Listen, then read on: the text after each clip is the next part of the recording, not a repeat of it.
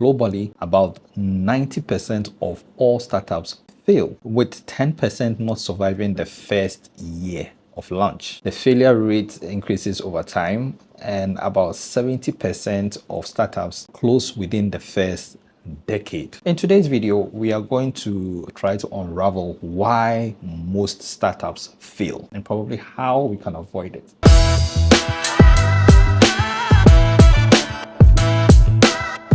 Hello guys, my name is George Wilkinson and I'd like to welcome you back to this channel. On this channel, I focus on people, businesses, and passions. In an earlier video, I talked about why you must start a business in 2025, and you should.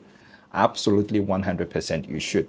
But now I want us to backtrack just a little bit and look at why most startups fail, so that we look at what makes them fail, the pitfalls, and try to avoid them. So if we know what the failures is, we'll try and work our way around it, or try to avoid it, or work hard to prevent it from happening. I just want to point this out there. I am not some financial guru or business guru. I am just a regular person, just like anybody else out there trying to also build a business or trying to build businesses. And so we learn together, we try to learn from the mistakes of others, and then we try to make better decisions, based on what we find out. As much as I'm sharing this to you, this is also for me. All right. So don't say, hey, this is a self-proclaimed business guru trying to pass off business advice. He doesn't know what he's talking about. No.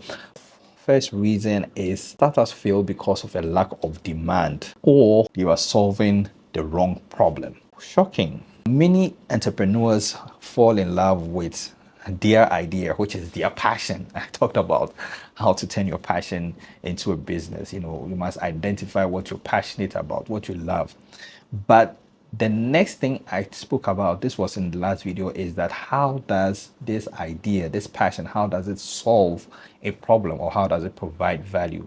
Once the passion or the business idea does not do that, then you are in for a problem. So many entrepreneurs, they fall in love with their own idea without first checking if people actually need it. No matter how great your product or your service is, if there is no demand, if it doesn't meet a need, it doesn't help anybody, it will not succeed. How do we avoid it? I spoke about doing adequate market research. Test it with people, ask people about it. Are there people already in the space? How are they going about it? Who are my ideal customers? Are people willing to pay for this bright idea that I have? Is anybody out there willing to pay for it? How does this solve a problem in the lives of people? Before you launch, try and do a couple of tests. These fufu lovers, do they also, or would they also love to try some spaghetti bolognese? Try to find out. One of the ways you can do testing, aside asking questions, asking your friends and people around you, is by asking questions online. Drop a poll, create a topic for discussion, ask people, try to get a bit of feedback from people. That's why it pays to be online and to use social media. Try to test people's opinions and their thoughts about this thing that you want to start, and try to gauge where the interest level is. Like, watch videos online where these food reviewers go to some restaurants and eateries, and then they report, come with me to so and so, and then they say there's a platter with this X amount, and in the comments people are raging. So if you're a business owner like that and you probably want to test the water, this is one of the sure ways. First, test, see people's reaction. If you can adjust, you adjust. If there's something, if you want to withdraw, you withdraw. If you want to improve, you improve. But by all means, you need to do some testing. The second reason why businesses fail is running out of money. Money. In the quest to make money, money becomes the pit that most businesses fall in and die. So one of the headaches, or the things that drains startups quite quickly, is the cost of operations.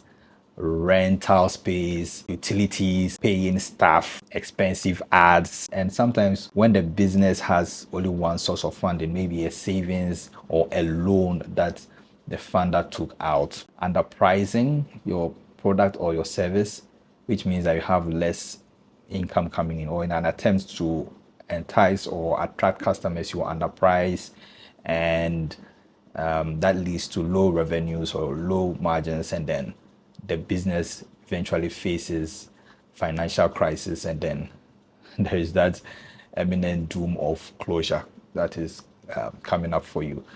In trying to avoid being cash strapped, I've been in this situation before where I started a media company in 2017, and almost immediately we crashed out. We folded because of lack of funds. We just did not have funds to even carry out the idea. Most because of the mindset and the approach by which I was going about the business. I thought we needed a big office, we needed to employ people, we needed staff, we needed gear, we needed A, B, C, and D. The point is that if money becomes a problem, then you need to find a way around this if you really want to make that business work. And so one of the things is to start lean, focus only on the essentials, the things that you need. And so in the previous video, I talked about, taking advantage of this digital boom, this whole digital era that we live in, and remote function your business, run your business if you can remotely. Some people do stuff in their rooms, or they create all the products in their houses, in their rooms, and then they deliver from their houses to their clients. When you don't have the money to rent an office space, you do what works. Another example, practical example, is that this video that you see me shooting, I'm shooting from my room. I think before I even started, I was almost crippled about the fact that renting a space, the cost of renting a space. So I almost never set up this channel to even create content. But the more I thought about it, I say, hey, I have the gear, I have everything, I only need a space. What do I have now? I have my living room. And so I'm shooting this video from my living room. So it's very important sometimes to start lean and to do only the essentials. Another point is to have a financial plan. Have a plan of your expenses, track your expenses, and invest wisely, the things that needs to be done for your business. The third thing is to diversify your income streams. Once money starts coming into your business, look at ways to diversify your income streams so that you have multiple streams of income. Try to find multiple ways to make money from that same business. So in the earlier video, I spoke about, aside the physical product, selling the physical product, selling also a service. Have a food business, you're selling the food itself, but you can start a teaching class, a consultancy, a coaching session, start coaching others on how to make the food just like how you make it. And then a third way is creating content about how you make the food, or the food business, and providing value to others. So it's 3 layers from one business, making money from all these other streams. Another reason why startups fail is because of a poor business model. A model is just a system by which you run the business, a well thought, carefully crafted strategy on how you're going to operate the business. Another mindset that some entrepreneurs have is that if I build it, people will come. I think gradually that mentality is fading. You need a calculated approach that I need to drag the people in with the right hooks, or the right attractions, or the right offerings, the packaging, incentives, the drives, promotions, marketing, the customer service. Everything must be well thought about so that it has such an unforgettable experience for the customer that they just keep coming. Another reason why businesses fail is a lack of business skills and knowledge. Again, passion alone will not cut it. You need to empower yourself. Skills is very, very different from passion. It's one of the things I realized, that running a business, you need different sets of skills, and if you don't have a certain set of skill, either you learn it or you get somebody to help you with. All right. And personally, one of the things that I used to struggle with, or I felt I wasn't very effective with, was the financial accounting and the taxation is a very, very important aspect of your business that you need to have knowledge about. And so for many entrepreneurs, they just want to start and go, but you need to build yourself as you start and go, by learning, by training, by learning new stuff, taking classes for aspects of your business that you don't readily know, or sometimes letting others who are experts come in and help you with it. Another very important point under this is to join entrepreneurial communities like we are creating here on this platform. Connect with an ecosystem of like-minded individuals, people who also have startups, people who probably have been there, done that, or done what you're trying to do and have some experience or knowledge to share. Once you're in a community or an ecosystem that has these like-minded people, you can bounce ideas off people and people can share their experiences that you can quickly learn from, so that you avoid some of these pitfalls because you lack the knowledge, the basic knowledge to do these things. Another thing is to have a mentor and a coach. I advise everybody out there, try to get a mentor, a coach, somebody that gives you guidance and tells you to watch your step or tells you to do this way.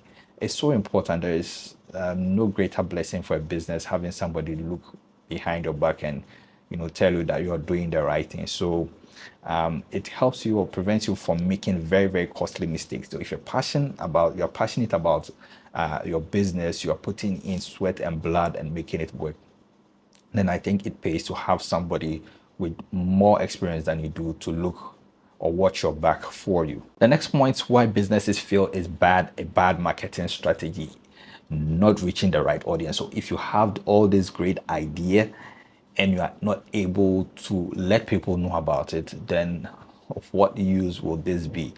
All right, where will you find your clients? Where will you find the people that you want to sell your service or your product to? Where will you find them? You need to have knowledge of this. So marketing is super, super, super important. And thankfully, this is my area, this is my specialty. And so I will be sharing quite a lot of marketing tips on this channel going on forward. There are several marketing channels that you can leverage.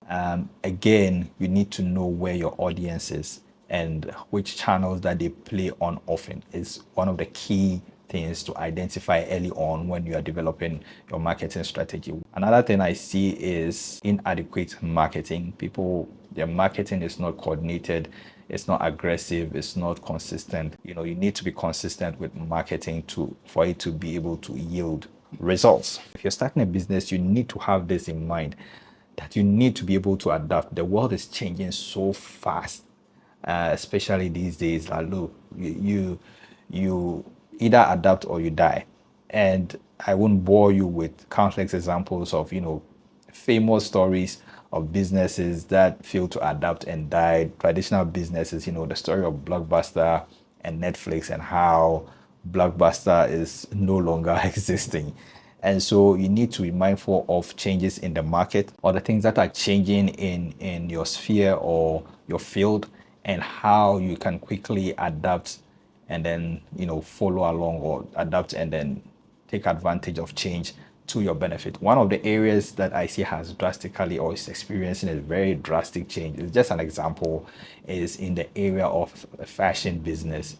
The traditional shops are there, but there are others also who are cashing in the selling of clothes by having online shops, selling clothes online, taking very high quality pictures and posting them online and selling online. I think you should have a double-edged approach by having the physical shop itself, and also having a very, very strong online presence. See change when it is coming, and to adopt your business and to make your business work. My last point is ignoring customer feedback and experience. That is one terrible way for any business to die a painful death, when a business becomes too stubborn and you do not listen to your customers to improve your service. If there's anything that you think I missed and you want to share, hey, I'm more than happy for you to share your thoughts. Share your thoughts in the comment section below.